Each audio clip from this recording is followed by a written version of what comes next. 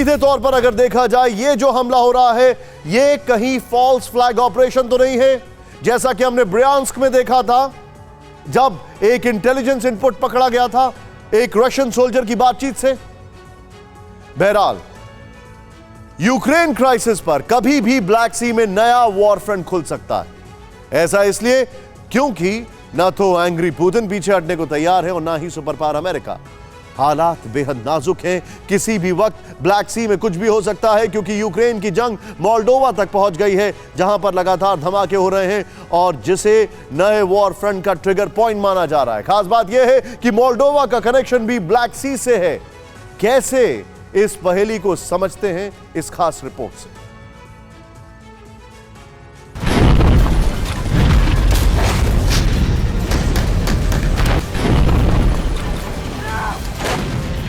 Transnistria, Moldova.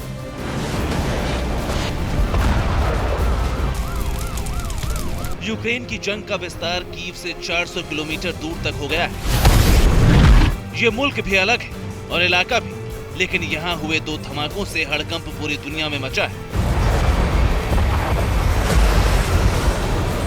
कभी Soviet रूस का हिस्सा रहे मोल्दोवा में इतना तनाव बढ़ गया है कि हालात यूक्रेन के डोनबास की तरह बन गए हैं। यकीन न हो तो इन तस्वीरों को देखिए और समझिए, ट्रांसनिस्ट्रिया के पूरे इलाके में चप्पे चप्पे पर सुरक्षा बढ़ा दी गई। मोल्दोवा की सेना और सुरक्षा एजेंसी सड़कों पर लगातार बैरिकेड और चेक पॉइंट्स लगा रही है। खबर है कि जंग से पहले की तैयारी राजधानी तिरस्पोल में भी हो रही है।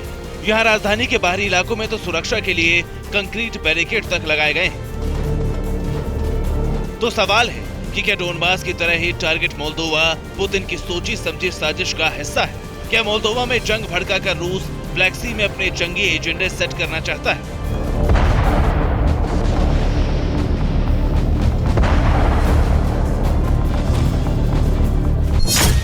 क्योंकि ट्रांसनिस्ट्रिया रोमानिया और यूक्रेन के बीच बसे मोल्दोवा का ऐसा इलाका है जहां रूसी मूल के लोग समानांतर सरकार चलाते हैं।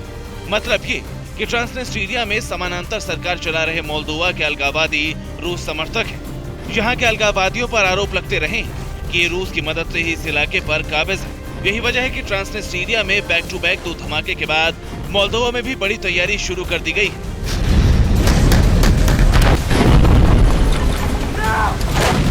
रूसी हमलों से दहल रहे यूक्रेन ने भी मोल्दोवा को बचाने के नाम पर युद्ध की दहाड़ लगाई है। यूक्रेन के राष्ट्रपति जेलेंस्की ने कहा है कि उनकी सेना मोल्दोवा के ट्रांसनिस्ट्रिया में रूसी फौज से लड़ने के लिए तैयार है। कीव में IAEA के डायरेक्टर से मुलाकात के बाद जेलेंस्की ने कहा कि रूस मोल्दोवा को धमकाने के लिए इस क्षेत्र में अस्थिरता पैदा करना चाहता है। जेलेंस्की का आरोप है कि रूसी हमलों का जवाब देने के लिए मोल्दोवा ने यूक्रेन की मदद की। इसका जवाब रूस ने ट्रांसनिस्ट्रिया में धमाकों से दिया।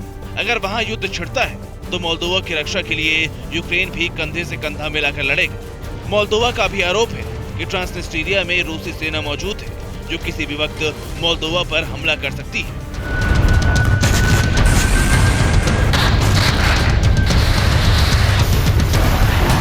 ट्रांसनिस्ट्रिया में रूसी मूल के लोगों का दबदबा कोई एक दिन में कायम नहीं हुआ, ये बरसों से चला आ रहा है। लेकिन एक सच ये भी है कि मोल्दोवा भले ही नाटो का सदस्य नहीं, लेकिन अमेरिका से उसकी करीबी जग जाहिर है। ऐसे में रूस अगर मोल्दोवा से भिड़ा तो जंग का दायरा बढ़ेगा, हालात और भी विस्फोटक होंगे।